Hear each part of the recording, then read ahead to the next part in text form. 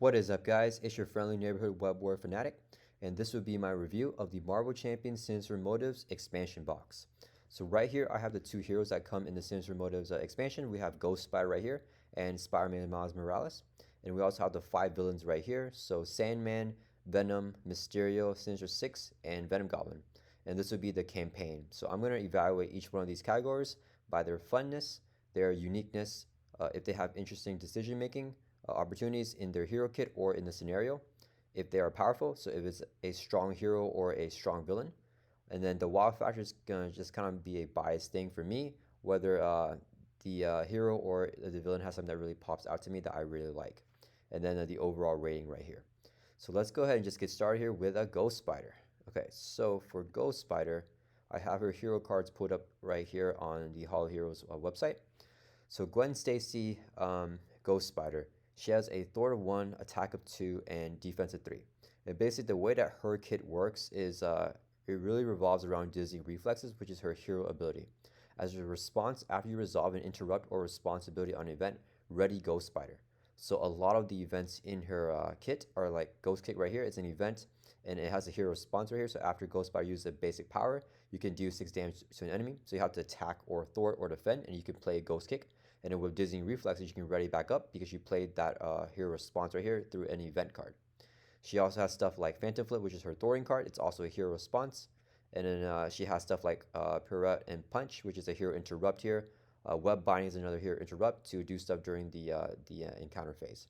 Right, so Ghost Spider, the way that her kit works is that she's definitely super duper fun to play, but she's very contingent on her basic activations. So if she's forced and blocked out by being forced to go down to Alter Ego, then she won't be able to trigger the dizzying reflexes. She can't play any of her hero cards because they're all hero responses, right? So she can't use the inner Alter Ego. So a nasty like obligation that will force her to flip down may be rough for her. And other things that can stun her or exhaust her will also make her not as good because, like, for example, Ghost Kick right here, Ghost Spider must use a basic power in order to play this card, and then she can ready up after she plays the card. But if she's already exhausted and you have the card in your hand, then you won't be able to play it, and she won't be able to get that ready. So that's kind of the way that she plays, and she has a very streamlined way of playing, and I think that it's very, very unique. So I'm going to go back over on my chart here. So I think she's definitely a super duper fun hero to play. I like her in aggression. She can move really fast, and she's also really great in protection as well.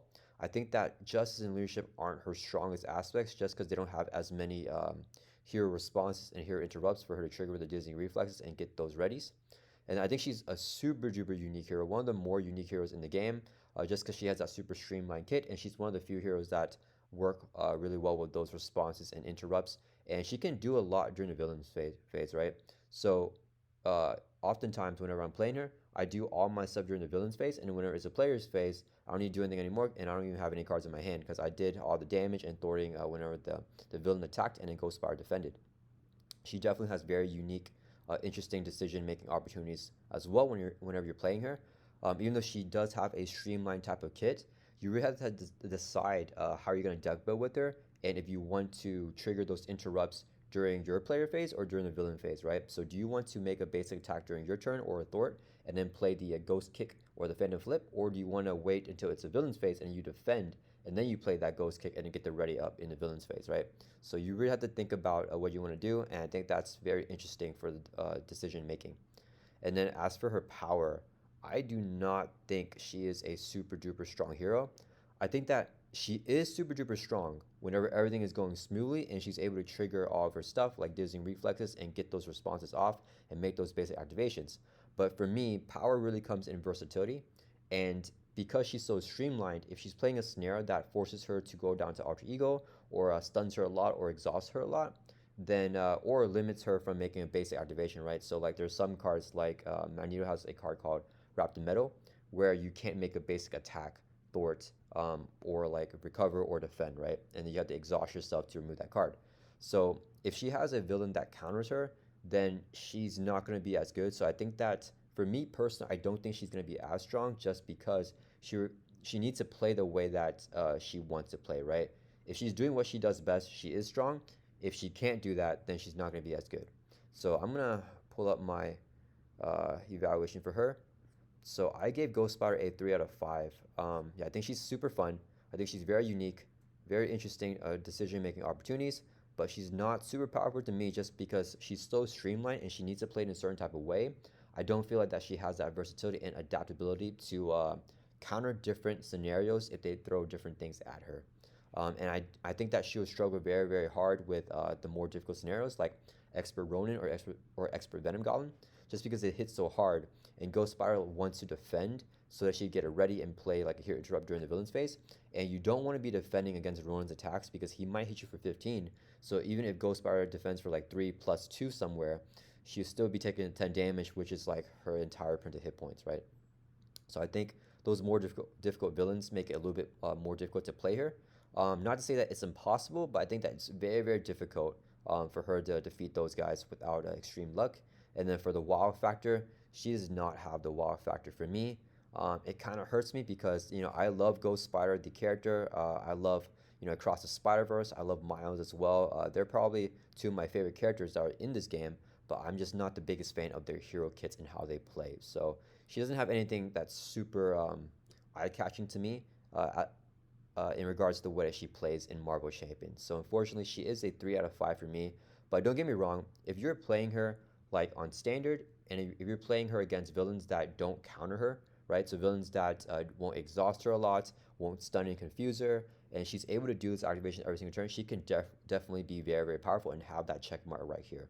So as long as she's able to run smoothly, she's great. It's just that whenever she's stifled, she's gonna be it's gonna be a little bit more difficult for her to come out of the hole. Okay, so next we have Spider-Man Miles Morales right here, who is the second hero in the Sinister Motives uh, expansion box. So let's pull up his hero cards on Hall of Heroes. Okay, so Miles is very unique as well. He's kind of the complete opposite of Ghost Spider, and that's why I think this box is so awesome.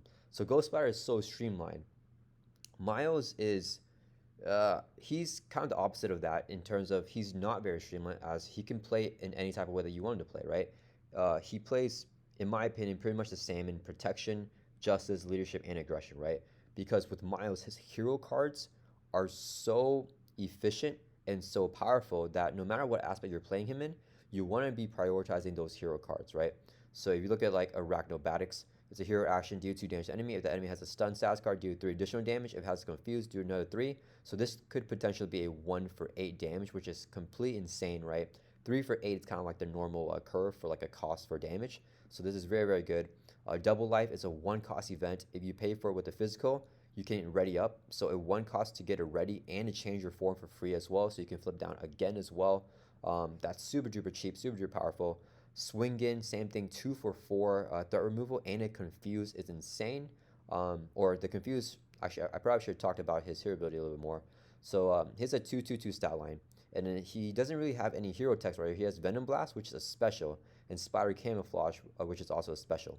So Venom Blast is to deal 2 damage to enemy and you stun the enemy, and Spider Camouflage is to give Spider-Man a tough status card and a confuse an enemy. So the way the specials work in Marvel Champions is that you can't trigger them unless you have an outside card that tells you to trigger that special, right? So if Spider-Man's just right here standing by himself, he can't just trigger the Venom Blast. He needs to play a card like Web Shot right here. It's a 2-cost event. It says deal 4 damage to enemy, and if you pay for this card using an energy resource, you can resolve his Venom Blast ability, right? So when you're playing this card, you want to be tactical and making sure that you can pay for this with an energy resource right here. With the swinging, you want to use a mental, and then with the double life, you want to use a physical so you can get the full benefits, right? But if you do get the full benefits, they're super duper efficient, right? It would be 2 for 4 damage plus Venom Blast. Venom Blast is 2 damage and a stun. So it's basically paying 2 costs for 6 damage and a stun, which is amazing. The swinged in, like I talked about earlier, I kind of jumped the gun on that, but that's a 2-cost event to remove 4 threat. And if you trigger Spider Camouflage as well, you also get a tough and you confuse enemy, which is crazy. So you get 2 status cards, a tough for yourself, confuse for the villain or another enemy, and then you can also remove 4 threat from the scheme. So just very, very efficient things. And then in terms of the resource here, where you need physical, mental, and energy, it's going to be difficult to when you're deck building because you can't just lean into one. You have to build all 3. But he has the web shooters here, which work really well with that, right? It's a 1-cost upgrade. You can exhaust the web shooters and remove a web counter from it to generate a wild resource, and a wild resource can be a physical, mental, or energy. So you can pay for all these cards over here, right?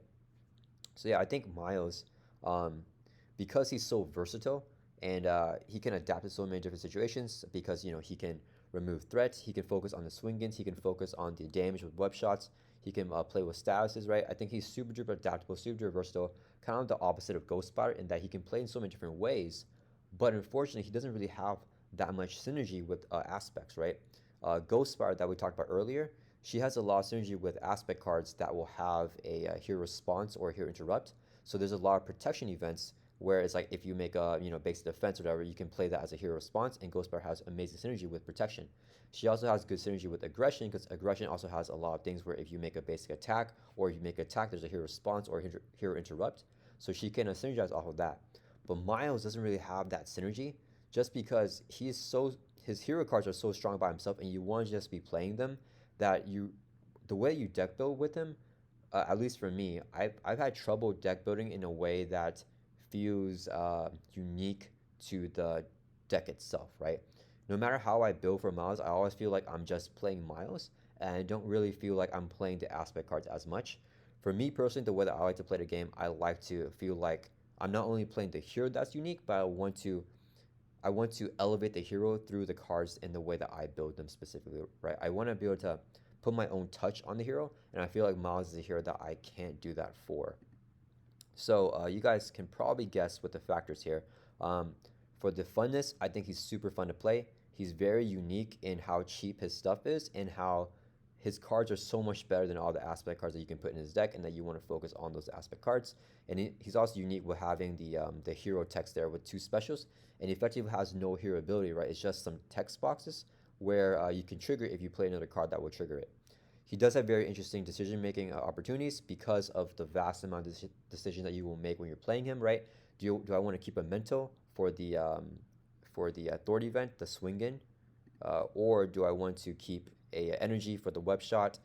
It's just kind of playing with your resources, and you can do a lot of things with flipping down with double life as well, right? Because if you play the double life, you'll flip down to alter if you play in hero form, and you can still make your one flip every single turn and flip back over to hero form, right? So a lot of unique opportunities that you can do with Miles. He definitely gets a check mark for that as well. I think he's a very, very powerful hero. He could definitely handle any villain on expert mode by himself. Definitely Ronin, the Accuser on expert mode. He was actually the first hero that I defeated expert Ronin with. He could definitely handle expert Venom Goblin as well. I think he's definitely one of the stronger heroes in the game and very, very powerful. And then for the wow factor, yeah, he does not have that for me. So I gave him a 4 out of 5. And the wow factor, I kind of touched on it a little bit earlier. It's that deck building, right? It's just, if he just had that for me, he would be a really awesome hero. It's just for me personally, I'm not the biggest fan of how, no matter how I'm not able to put my own touch on Miles, how no matter how I build him, he just always kind of feels like the same character, which is really good. He's still a very strong hero. It's just that I want to be able to change him up a little bit by the way that I'm building his deck, right? And I feel like I can't do that. So that could just be a me thing. Maybe you can figure out a way to play him and put that unique spin on him to make him really fun for you, right? But he doesn't have that wow factor for me. The wow factor is definitely the most biased, like my personal opinion. But yeah, that's the 2 heroes of the Sinister Motives expansion. I think that this is a very well-rounded set of heroes, right? Because you have Gwen and Miles. I think if you're a new player, or even if you're an experienced player, guys are really, really fun to play because one is very streamlined, one is versatile, but they kind of push you in a certain way that you can play them. And I feel like that it's very easy to get into the game by playing these two heroes because they're not only thematic, but because of the way that their kits work, right? So I think they're awesome. Yeah, they're personally. It kind of hurts me that their rankings aren't higher, but because I really like the characters, but they just don't have that eye-popping thing for me for the wow factor. Okay, so let's go ahead and move on. Oh wait, before we finish the Miles, I am missing a huge thing. So Miles also has a lot of stasis in his kit, right? So the swing in here, you can confuse if you trigger the Spire Camouflage, Venom Blast, you can stun enemy. That is also a deterrent for me. If you guys know me, I'm not the biggest fan of playing with stasis just because a lot of the higher difficulty villains like a Ronin or Venom Goblin have steady or access to Stalwart. So it's just a little bit more inconsistent. Miles can still defeat them because he has such cheap stasis. He can still get the stasis off. But if he gets unlucky, right, if you get the universal weapon off of Ronin, which gives him Stalwart, he can get it back. If he gets it back, then Miles is kind of screwed because then he'll have to take it off again, and then Ronin might get it back right away again. And then for Venom Goblin, if you can get those Confuse and stuns off. Miles is definitely very effective against him, but if you get a little bit unlucky with the encounter cards and the board stays just too much, Miles doesn't have as much defense because he only has the print hit points of 9, which is a little bit on the lower side. So yeah, that's also another reason why he's not going to get that wow factor for me personally. Okay, so let's go ahead and move on to the 5 villains of the box here. So these are 5 super duper thematic Spider-Man, Spider-Verse villains here. So the first one that we have is Sandman. So I'm going to pull him up on Hall of Heroes. Okay, so Sandman has a very, very cool mechanic. He has the force interrupt here. Whenever he attacks you, that attack deals indirect damage. And he has that effect on his second stage too, right? When he attacks you, the attack deals indirect damage. On his third stage, it says Sand Wave. Whenever he attacks you, the attack gains overkill, right? I think that's super duper fun and thematic because, you know, he's made of sand. So whenever he's punching you, the way indirect damage works is that you can have an ally block for you, but you must assign indirect damage in a certain way to where it doesn't, the indirect damage isn't more than a character's hit points, right? So if an ally has 2 life left, then you can't assign 3 indirect damage to an ally. So I kind of imagine when Sam is like punching you, it's like the sand dispersing everywhere and it's kind of hitting all your characters. And you can still have allies block for you, but if they aren't tanky enough, then some of the damage, some of the sand will go over to you. So I think that was a very cool mechanic that they introduced for Sandman because, you know, he is Sandman. So it feels very real and it feels like Sandman. And the way that his scenario works is that he has a city streets here, which is an environment, and it is a surging sands effect. So you place 1 sand counter on here, just card cards on top of the counter deck equal to the number of sand counters here, and this special triggers so many different ways through so many different cards in his encounter set. And as a hero action, you can exhaust a character you control to remove sand counters from here equal to that character's attack limit once per round per player. So you are capped in amount of sand counters that you can remove, right? It's kind of like digging out sand. But Sandman, if he gets lucky, he can add so much more sand counters that you can get rid of. And then you have this card cards on top of the encounter deck equal to the amount of sand counters. So he's very fun in the way that he feels so thematic because his scenario feels like a rush for you wanting to feed him before you drown in like quicksand. So I really like that mechanic of his. So back over here, he's definitely super fun for me. I think he's also very unique because of that. Because he feels like Sandman, right? He feels like you're drawing quicksand. He has the indirect damage and the overkill. There, for the interesting decision making, I think that there is interesting decision making whenever you're playing Sandman, because you have to decide what character you're going to exhaust, and then you have to remove sand counters. So you really have to plan out how you want to do that, right? Do you want to just rush him down and ignore the environment here, or do you want to try to build out a little bit? And if you are building out, when do you stop building out? Because the way that Sandman ramps, there's no way to keep up with the way that he adds sand counters, right? So there has to be a point, right? This scenario punishes you if you just sit and build the entire time, which I like to do sometimes. So sometimes it can be a little bit more difficult for me. And because of that, it's not my favorite scenario just because I don't like being put on a time crunch, but I respect that in the scenario. So it's still definitely a very fun scenario. Okay, so back over here. In terms of power, I don't think Sandman is very powerful, and he does not have the wow factor for me. He's just a little bit too easy of a scenario, and I'm not the biggest fan of a time crunch thing, so I don't really have very unique interactions with Sandman, so he doesn't have that, I don't have that personal bias for him. So for Sandman here, my overall score is going to be 3 out of 5. Not bad, but I think that's pretty fair for a first scenario of a box. Okay, so next we have Venom here, and Venom is super duper iconic to the Spider-Verse world. So let's pull him up on Hall of Heroes here. So we're going to be taking a look at Venom's kit. So one really cool thing about Sinister Motives, I think that all of these scenarios and all these villains are very, very unique. So the way that Venom works, let's see, I think his most unique mechanic is going to be the bell tower right here. So this is an environment. If there are at least 3 chime counters on here, you flip this card, and it's currently on the quiet side right here. When any amount of damage would be dealt to Venom by an attack, you may place that many chime counters on here instead. So when you're attacking Venom for 2, you can actually just hit the bell tower instead, and it'll start to, you know, build up some chime counters. Whenever enough chime counters build up, like 3 times player, then you flip it over to the ringing side of the bell tower, where you increase all damage Venom takes by 1. That is super duper cool to me because, you know, whenever there's like that ringing sound, the vibration sound, Venom's kind of going crazy, and then he's not going to be as strong as he is. He's going to be a little more vulnerable for the heroes to attack him. So whenever the bell tower is on the ringing side, you increase all the amount of damage that he takes by 1. Then it says if there's no chime counters on here, then you flip this card back over. As a forced interrupt, whenever Venom's attack would do damage to you, you must remove the chime counters from here. So the way that I see that is that instead of Venom attacking you, he's spending that time going back to the bell tower and trying to like stop the ringing, or he's trying to escape from the bell tower, right? He's doing something else. He needs to deal with the bell tower first, so he can't just do damage to you while the bell tower is ringing. So I think that's very thematic.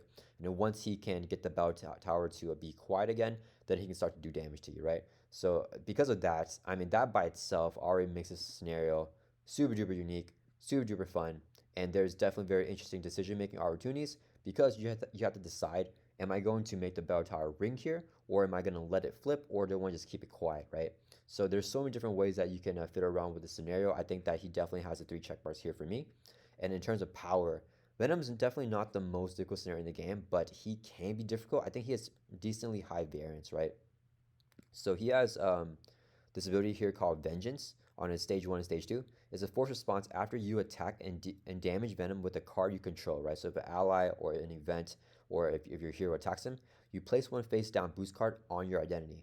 Then I believe it's on the main scheme. So as a force interrupts, you must trigger whenever Venom activates against you. So whenever he schemes or attacks, you move each face down boost card from your identity to Venom. So he gets those boost cards and they flip right away on the activation, right? So when I'm playing Venom, there's so many times where I'm attacking, pinging a lot of damage with a bunch of allies, and I have like 5 boost cards on me.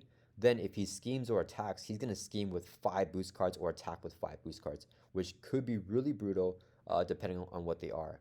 The only thing that I think is a little bit lacking with the scenario is that oftentimes the boost cards, he has very, very low boost icons, right? So he has like a boost effect here, which is not any boost icons. This one's 2, 1, this one's 2 again, and then 1, 1, and then 0 on these guys, right? So it really depends on, and then his recommended module sets don't have that high boost icons either. So really, he's often gotten like 5 boost cards on me, and then there's like 2 boost icons on there. I'm like, man, like I feel like Venom should hit a little bit harder. So I think if you put in modulars with more boost icons, he could definitely feel a lot more thematic and more strong. But with his recommended sets right here, which is the, let's see, the symbiotic strength, I don't think that there's enough boost icons to really feel that heavy hit from Venom. So he feels a little bit lackluster there, but you could still get unlucky and you could still get all the high boosts in one shot, and he could still scheme for 10 or hit you for 10, right? And if he schemes for 10, his main scheme only has one stage, and if it hits 10, then the players do lose the game. So I think that he does have high variance, and if you get unlucky, he can definitely hit really hard and be very, very difficult. So he definitely gets a powerful check mark for me, and he also has that wow factor for me. This is the first villain slash hero that I think has that wow factor. Venom to me is one of the most fun heroes in the game. I really enjoyed him. My biggest thing about the enjoyment about Venom is that there's so many things going on that I feel like I'm often making mistakes, right? So because I have to keep track of all the boost cards that get dealt to me, and then whenever you do damage to him, you have to remember to give yourself a boost card. So I constantly forget, and then whenever Venom activates on me, sometimes I forget to flip all the boost cards from my identity and move it over to him, right? So because of all the upkeep for a scenario, I lost a little bit of fun out of that. But if I were to just say like I'm playing the scenario and someone else is upkeeping it for me, right? And I'm just like, it's like automated, then I think Venom is definitely a super fun scenario, and he has that wow factor for me. I love his whole entire thematic, mechanics with the bell tower. I like how he's getting so many boost cards and it feels scary, and sometimes it ends up not being that much, but it still feels super scary getting like 5 boosts. So Venom is definitely a super awesome villain for me. He gets 5 out of 5 for the overall score. Okay, and next we have Mysterio. Okay, so Mysterio, Mysterio is going to be a little bit hard for me to evaluate. I'm just going to show you guys my evaluation for Mysterio here. So I gave him a 3 out of 5 here. So the way that Mysterio works, let's pull up his Hall of Heroes cards here. So Mysterio is all about he's also very thematic, right? All the Spyroverse villains, all the villains in the Sinister Motives expansion feel super thematic, and they feel like the real Spider-Man villains, right? Mysterio to me is one of the most annoying villains in the game, and I think that's kind of true to his name and his character. He's super annoying. He keeps on trying to foil you and just delay his defeat, and he's not super duper strong, right? He's just like a human who like does illusions, but he'll try to delay what you can do to defeat him, right? So he has a force response here where after you resolve a boost card during his activation, place that card in your discard pile if it has the illusion trait. And then he has a similar force response in his second stage here. So if you resolve a boost card during his activation, place that card on the bottom of your deck instead of your discard pile. And then for this one right here, after you resolve a boost card during his activation, place that card on the top of your deck. So basically, he has these illusion cards here with the illusion trait. I think almost all, if not all of his, see, they have the illusion trait here, illusion trait right here. So do all of his encounter cards? No, not all of his encounter cards, but most of his encounter cards do have that illusion trait right there. So basically, whenever you get the illusion trait card, you shuffle the encounter card into your deck if it goes into your deck, right?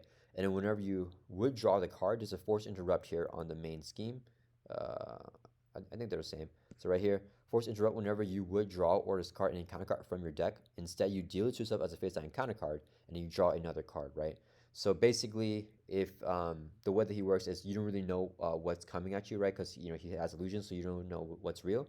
So he puts those encounter cards, those bad cards, into your player deck, and you're like, oh crap, like I have a bad card coming up. So that's kind of how he sets up the illusion on the player, and I think that's very cool. Feels very thematic. I just hate shuffling encounter cards into a player deck and then separating it all out later. So that's my gripe. It's just kind of more of a practical thing, but for the actual immersion of the scenario, I think it's very, very cool. Um, and then I've often gotten so many boost cards or so many encounter cards while facing him. So let's go back to over here. So I think he is fun because of that mechanic. He's definitely very unique because putting encounter cards into a player deck, I think that's a very unique mechanic. The only one that I can think of that, the only other like set that I can think of that has that is the Mystique set, which makes sense as well because she's always trying to deceive you, right? And she can shapeshift, so she's also putting cards into your encounter deck, so similar to Mysterio, just tricksters.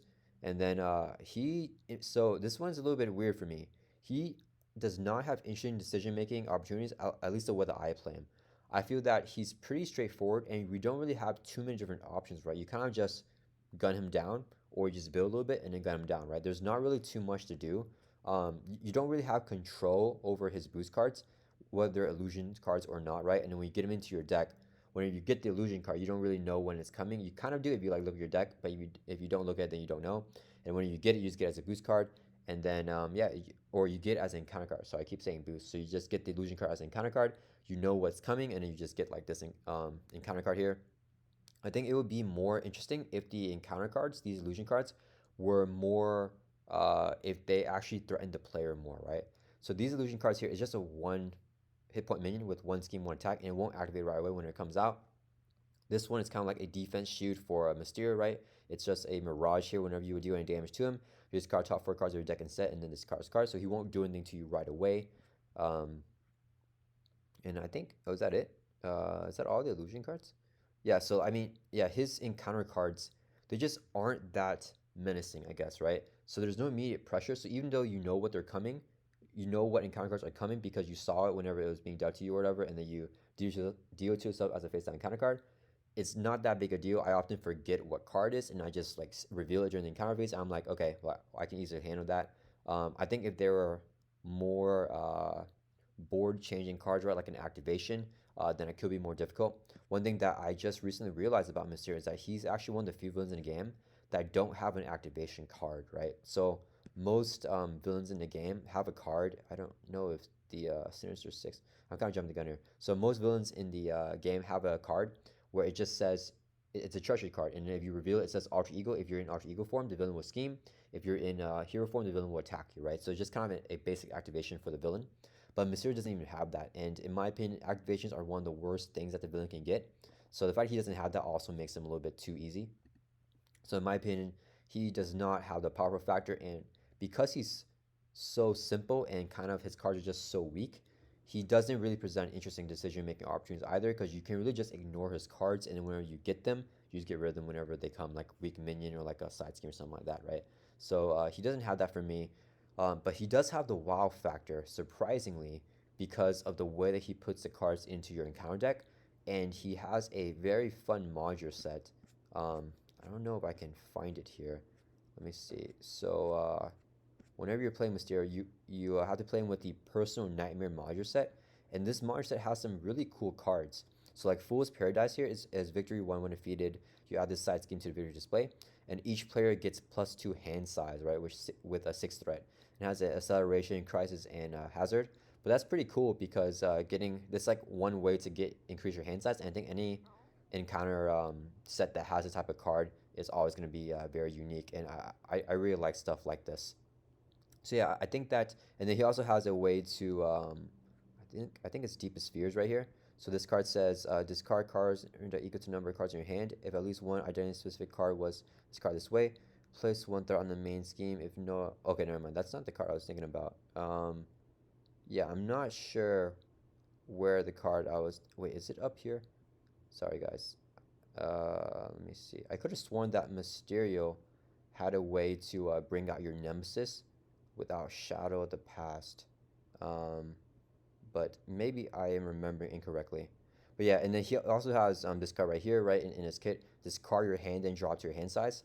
The only thing with this is that you can't really choose anything, right? You can't decide, oh, I don't want to discard. It's just whenever you get it, you know that you have to discard your hand and you draw back up to your hand size. So it's not that bad, right? Because if you draw to your hand size, it may actually be more cards than cards that are left in your hand if you played a card during the encounter phase. So you may be getting an advantage out of this card. Yeah, so it just kind of depends. So I think because of that, yeah, and because of all those like wild fun factors, I do give him that wow factor for me, but he's not very powerful and he does not have interesting decisions, in my opinion. All right, so next we're gonna move on to the Sinister Six here, and this is a very very cool scenario. It's a multi-villain scenario here. So you have six villains, right? The Sinister Six. You have Doc Ock, you have Electro, Hobgoblin, Craven the Hunter, Scorpion, and Vulture here as the six villains that you have to face. And for this scenario, it really feels like, you know, the thematic Spider-Man stuff, where you don't win if you defeat these villains, right? If you defeat them, they just go away, and they may still come back.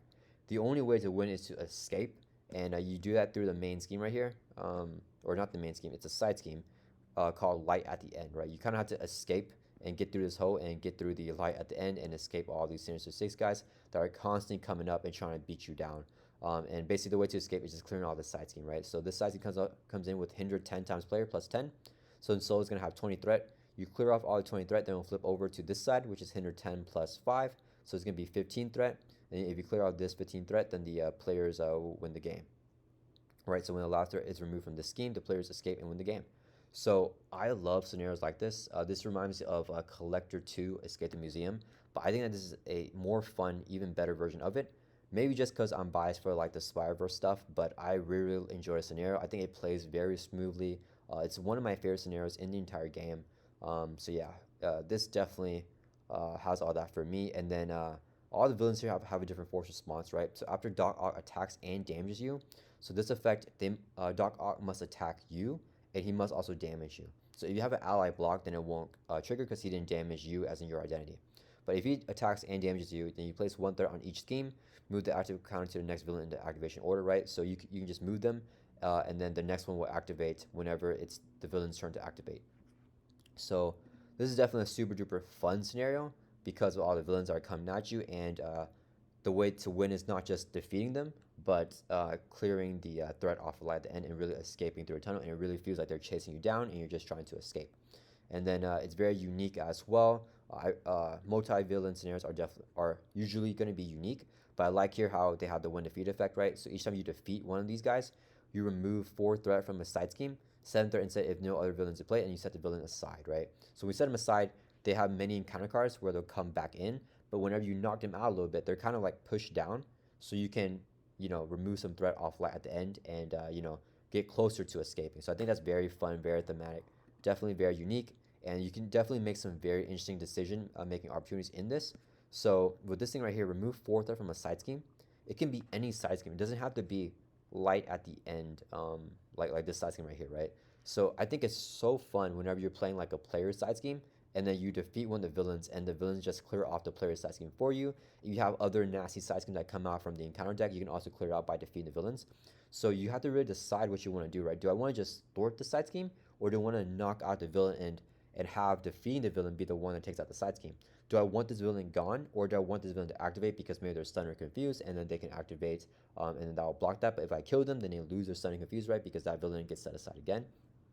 So definitely a lot of different decision-making opportunities. So I think that Sinister Six is super fun, unique, has its decision-making, and these two ones might be controversial. I'm gonna show you guys my evaluation for Sinister Six.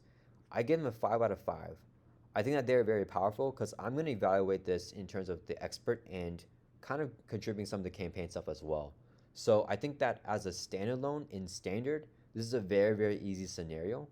But as a standalone expert, especially in multiplayer, it can be very, very difficult. So a lot of their cards here, um, actually, I think even light at the end says it. No, that's the main scheme. So right, it says force control on the main scheme when a villain would activate. If no villain is in play, resolve this card's. No, I'm reading the wrong thing. Sorry, guys.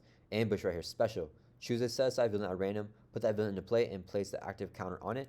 In expert mode, place 2 threat on light at the end. So 2 threat will go on light at the end. And there's so many other cards in this encounter set in the recommended module sets that just say in expert mode you also do this, right? So for this scenario, the recommended module set is the Sinister 6 Guerrilla Tactics and the standard encounter sets. So let me find Guerrilla Tactics here. And I think it's kind of fun too, right? So life size decoy right here is just a regular minion with 0 scheme, 0 attack, 5 life. But in expert mode, the life size decoy gains toughness, right? So I think that's very unique because most expert scenarios, the only thing that changes is that the villain has a different ability or they have higher stats, right? But in this one, a lot of the cards are different, right? So from every direction, it just says when review, place 1 threat on each main scheme for each enemy in play, which is not that bad. But it is bad whenever it says in expert mode, this card just gains surge. So then you get a nasty effect, not super nasty, just a decent effect where you put 1 threat on the main scheme. But then it gains surge, so then like you didn't even like review your encounter card. You still had to do another one on top of that. So a lot of the cards, like right here, this boost effect in expert mode, this card gets +2 boost icon. So it's actually going to be a 4 booster, which is pretty crazy because not a lot of villains have a 4 booster, right? Like Venom Goblin and Ronan don't even have 4 boosters, even though they're the 2 most difficult scenarios in the game. Magneto has a 4 booster, but in expert mode, the Sinister 6 right here also has a 4 booster. So I think that this is a very, very awesome scenario for sure. And it is very difficult on expert mode. And I think this one ramps up very, very high in expert mode. And it has that wow factor for me, being a multi-villain scenario, being super duper fun, being super thematic, having to clear off the side schemes, and having the unique decision-making opportunities of defeating the enemies to remove threat versus just removing threat by authority. So one of my favorite scenarios in the game. I love the Sinister 6. All right, and then next we're going to move on to the final villain of the box here, and that is Venom Goblin. And if you guys know me, you guys probably already know Venom Goblin is my favorite villain in the entire game of Marvel Champions. And, you know, no spoilers here, or, I don't know, spoiler alert. You guys already know this. I gave him a 5 out of 5. I think that he has everything checked off for me. He is fun, he's unique, he has interesting decision-making opportunities. He's one of the most difficult villains in the game. Some people would argue that he is the most difficult, and he has a wow factor for me. So I'm going to just quickly go over his stuff, but let me see. You guys have probably already heard me talk about it before. So we have Venom Goblin here. The way that his mechanic works, so first, thematically, he is Norman Osborn, right? So he's the Green Goblin, but he's the Green Goblin that got a hold of the symbiote suit. And I think that is super duper awesome, very, very fun, and it's just like Green Goblin's already so formidable by himself, but if you give him the symbiote suit, I mean, he's insane. So I think he's worthy of this epic level scenario, being one of the toughest villains in Marvel Champions. And he's not an actual comic book villain as of yet, but it would be cool if he does appear in the comics here, maybe inspired by Marvel Champions, I don't know. But the way that he works, he has 3 main schemes, so Lower Manhattan, Midtown Manhattan, and Upper Manhattan. And the way that his scenario works, he's gliding over the 3 parts of Manhattan, and if he takes over 2 parts of Manhattan, so if they threat out, if 2 of them threat out, then they become similar environments, and then we lose the game. So we must control these main schemes from throwing out, which when you look at them, it's not that bad, right? Because it's 10 threat times player, 12 times player, and 11 times player for the threat threshold, which is very, very high. But I think that's what makes the scenario so fun, because you add 1 to each, or you add +1 times player for each scheme every single turn. So you're adding in solo 3 threat every single turn instead of just 1. If you're playing like, 4 players, then you're adding 4 times 3, so 12 threat every single turn instead of 1, right? So even though the threat threshold is so high, you're adding so much threat. You have to do so much threat removal and so much thwarting. And I love scenarios like this because he gives you the breathing room to flip down and to like kind of build out, because the threshold is so high. But he ramps up so much, and you also need to ramp up to compete with him, right? So I really like scenario because your hero can feel at their strongest, completely build out, and Venom Goblin will also be at his strongest because he will deal 3 face-down counter cards to each player whenever you flip him to his 3rd stage. And if you have a bunch of threat on the main scheme, then he's ramped up, right? If this is like at 8 threat 8 threat, 9 threat, then the pressure is really on for the player. And I definitely like whenever the player is also putting pressure on the villain, but the villain's also putting a bunch of pressure on the player. So that's part of the big reason why this scenario feels so epic to me and why I like it so much. And then, yeah, Venom Goblin, I mean, every single time he activates, he has a force response that will trigger the specials here of these different main schemes, or you can pick different options, right? So on standard, it's very unique the way you can decide how you want to do it, right? When he activates against you, move the glider counter to the main scheme with the least threat, and then choose to either place 2 threat on that scheme or resolve special, so you can choose what you want to do. And then each stage, he ramps up the difficulty, right? So in this one right here, for stage 2, claim and throne, you cannot choose to put 2 threat, you must resolve the special. And then for stage 3, you have to put 1 threat on that scheme and then resolve special, so these get worse and worse. And where the decision making is so fun for me is that you can control which main scheme becomes the active main scheme, or where Venom Goblin moves, right? And it's so fun for me to dictate where Venom Goblin glides to, right? Because he's gonna go to the main scheme that has the least threat. So I can, I can go over to Lower Manhattan if I don't mind the special of placing 1 threat on each scheme. I can go over to Lower Manhattan, clear off the threat there, right? Kind of deal with Lower Manhattan, and then I know that Venom Goblin is going to be lured over to Lower Manhattan if I do that. So it really feels thematic and fun, kind of dictating where he's going, right? If I would rather just take indirect damage because I have an easy way to heal, then I will go to Midtown Manhattan and figure that out, and then have Venom Goblin go over to Midtown Manhattan and trigger this special. And if for whatever reason I have so much economy, like I have 8 cards in my hand and I don't mind discarding something, or if I have some dead cards in my hand, I can move over to Upper Manhattan and throw it away from it, clear off the threat from there, and then I will trick Venom Goblin to go into Upper Manhattan, and he'll make me discard a card from my hand, which I'm okay with. So it's kind of like planning and making decisions to play around him. So that's why he is, to me, the funnest scenario in the game. Super duper awesome, super duper unique.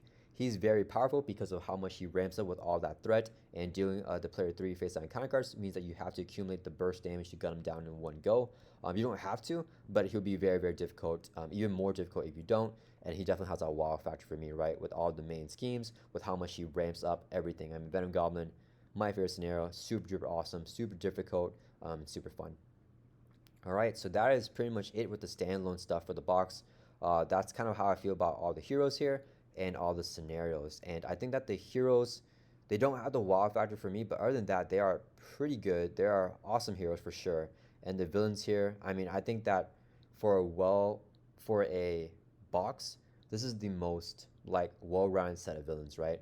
I think that Age of Apocalypse, the newest expansion that came out, is also very, very good, but they don't have the high spike of difficulty of Venom Goblin, because Venom Goblin is like that top tier S tier level villain, and I like having that variety, that range of weak, mid tier, and difficult villains all in one box. It makes me feel whole. It makes me feel like I can play however I want to play, right? If I'm playing with the newer player and I want to do something easy, I could just play against Sandman or even Mysterio. I probably wouldn't pick him because Mysterio is a little bit annoying with his mechanics of shuffling the encounter cards in your deck. If I want to have fun and play something fairly challenging, I can still do Sinister 6 on Expert mode.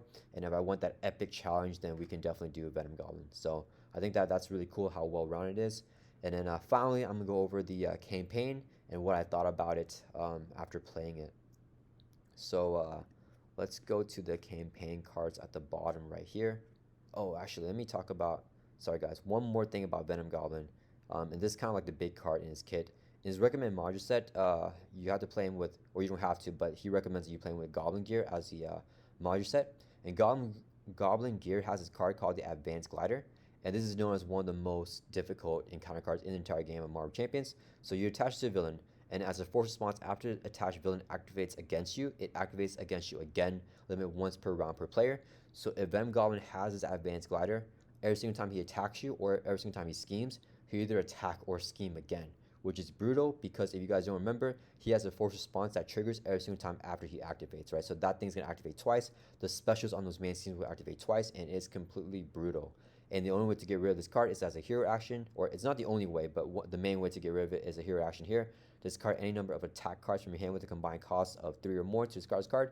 So whenever I'm playing against Venom Goblin, I'm always making sure that the hero that I'm playing or the deck that I'm playing has 3 cost attack events, so I can just discard one to get rid of the glider to make sure it's not that bad. Because if you only have a bunch of let's say you have 3 2-cost attack events, then you need 2 of those 3 cards to get rid of the advanced glider. So always make sure that whenever you're playing Venom Goblin, you have a way to get rid of this glider, because that is a super duper nasty card in this kit. All right, so let's go ahead and go down. Sorry, I got sidetracked there. We're gonna go to the final thing here, which is gonna be the campaign and how the campaign plays.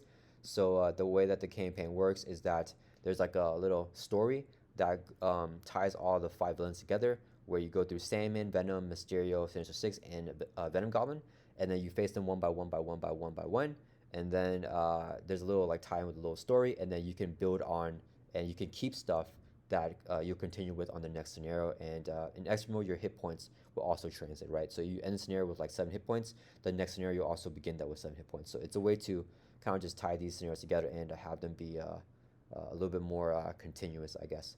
So the big gimmick, I guess, in the campaign for the Sinister Motives expansion is going to be the reputation tracker. So I have that pulled up right here. So this is the Sinister Motives reputation track. And basically the way that works is that the hero, as you do certain tasks, your reputation goes up, right? So right here is going to be 1, 2, 3, 4, 5, and it can go all the way up to 10, 15, 20, 25. And basically as your reputation goes up, you get advantages, right? You can get, let me see, you can take an additional mulligan if you get to 5 right here. Right here you can choose an aspect card in your collection from any aspect add to your deck. So you can play with a different aspect card, which is very fun. You get your shoe tech enhancement enhanced. You get a lot of benefits, right? For this one right here, you can even start search your collection for helicarrier support and then put it into play under your control if you have 21 on your reputation track.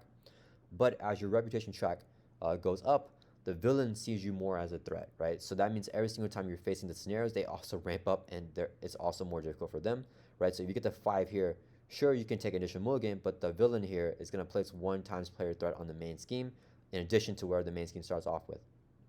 If you get to here, sure, you get the aspect card in your collection, but then you have to search the encounter deck and discard pile for a minion, put that minion in play, engage with you whenever you start the scenario off, right? So it's just kind of like a pro and con, right? Even though you get benefits, the villains see you as more of a threat, so they actually ramp up and they have more ferocity when going after you.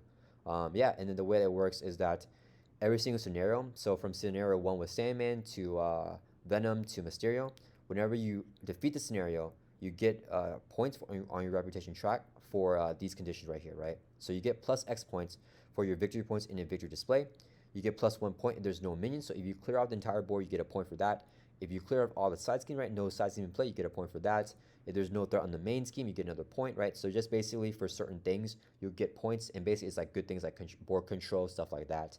And then getting stuff in a victory display is also going to help you get some points. So yeah, basically you're rewarded for how well you deal with the scenario, right? So if you are facing, let's go back all the way. So if you're facing Sandman and you kind of just ignore everything, right? You let the minions, pile up, you let the schemes pile up, you let the main scheme be really high, and you just gun them down. Yeah, you gun them down, but then you don't get anything on your reputation track, right? So I really like that mechanic of how you get rewarded if you complete everything and really control the scenario. And if you don't, then you miss out on some rewards. I think that's a very fun mechanic to have. And I think that's very unique as well. So they definitely have that for me. And then for the interesting decisions, I think it's definitely going to have interesting decision-making opportunities, because you really have to find that balance of, is it worth it for me to clear off these side schemes right now, or do I just defeat this villain? Because if I give the villain an extra turn for me to clear out the side schemes, then will they do so much damage to me? Will it hurt me when I go into the next scenario, right? Because if you're at like 2 life and Venom's about to have another turn, it's not worth clearing off a side scheme for him to attack you again, and then you possibly die, right? So you really have to think about what you want to do and how you want to control that board state. And I love controlling the board state. That's just kind of the player that I am. So for me, it's a lot of fun to play in the way that I want to play and already just clear off everything, defeat all the minions, do all that stuff.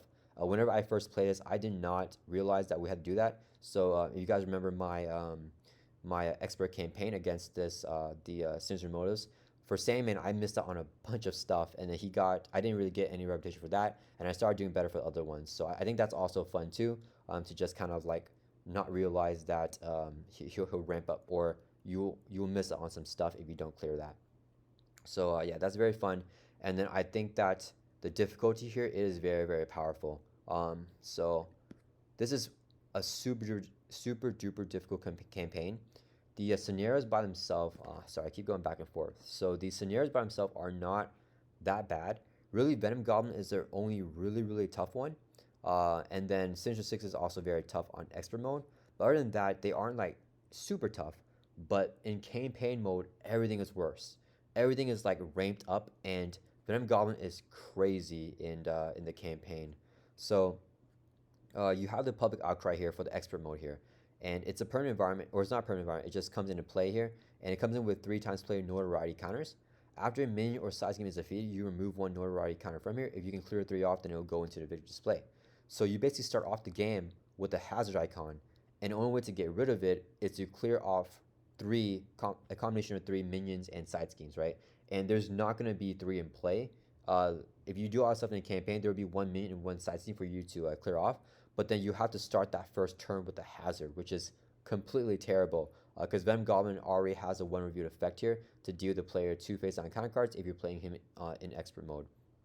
And then, yeah, so I mean, all the stuff ramps up, and there's a lot of difficult stuff too in the campaign right here, in the campaign tracker. So this stuff right here, I mean, getting a minion to start off with your scenario is terrible. For this one right here, you must start the encounter deck in discard pile with a scenario-specific side scheme, and then you reveal it, and it has an additional threat as well. For setup here, you place 1 threat on the main, and then this one right here, the setup is you deal 1 face-down encounter card to each player, so you get an extra encounter card on top of the hazard icon and Venom Goblin dealing you encounter cards if you're facing that scenario. So, I mean, if you play Venom Goblin on the campaign for the expert campaign, he ramps up so much more than normal. So yeah, so my overall ranking here for the campaign, I gave it a 4 out of 5. It's super fun, it's unique, it has interesting decisions, it's very powerful. The only thing that's lacking for me is that wow factor. And I don't know, maybe this is just a thing with Marvel Champions, but I didn't feel like a super nice cohesion with the 5 scenarios. And I was not the biggest fan of the way that the reputation tracker ended up being, at least in the very end, right? So if we take a look at the reputation tracker right here, the way that it works is that, you know, I explained it earlier, but the player can gain reputation, and you can build your stuff, and as you ramp up, the villain also ramps up. What I would have preferred is because that way it almost feels like that the player is getting punished for doing really good and clearing the board and everything, right? Because you are getting rewarded, but you're also getting punished by the villain doing more stuff at you, right?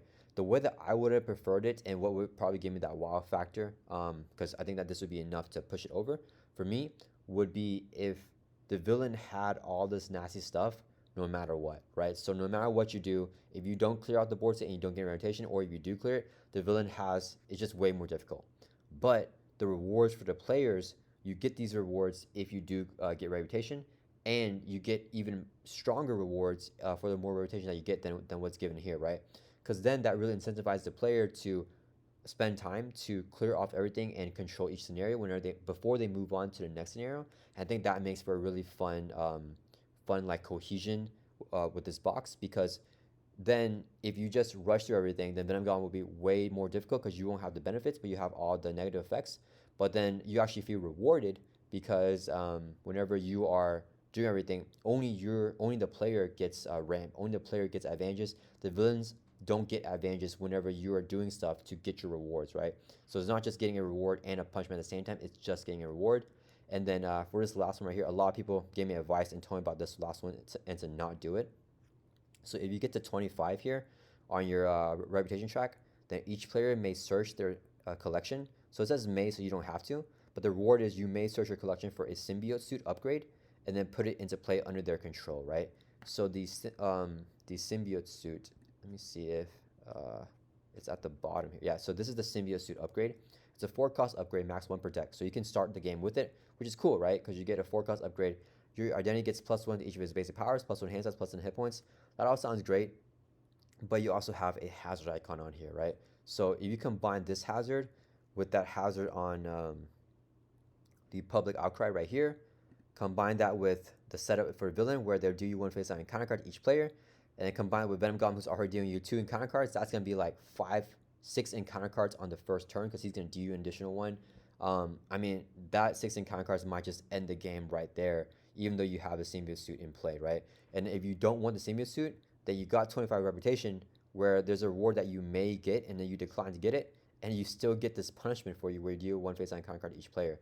So stuff like that is just That's my only gripe with the campaign, is that I wish that it felt more rewarding for the player to get rewards, and it didn't feel like you're also rewarding the villain, even though you're doing like all this hard work and all this good stuff. So yeah, that would be my only thing with this campaign here. But other than that, it is definitely a really cool campaign, very fun and super challenging. Probably like one of the biggest challenges that I've ever had in Marvel Champions, if not the most difficult challenge. I have not done the Galaxy's Most Wanted game campaign yet, and a lot of people told me that that's going to be the most difficult campaign. So we'll see where that one goes. But I think that from what I've seen, this one's definitely going to be the most difficult campaign, uh, excluding the Galaxy's Most Wanted. So yeah, that is going to be my overall rankings here and my evaluations of the Sinister Motives expansion box for Marvel Champions. Please let me know what you guys think, if you guys agree or disagree with anything. I feel like I might get some pushback for the heroes here, how I evaluated them. Let me know what you think. I promise you guys, I love the Spider-Verse. I love the Spider-Man stuff. It's just how they play in Marvel Champions isn't my favorite way to play. And the villains here, I mean, I love them a lot. Do you guys think this is the best box?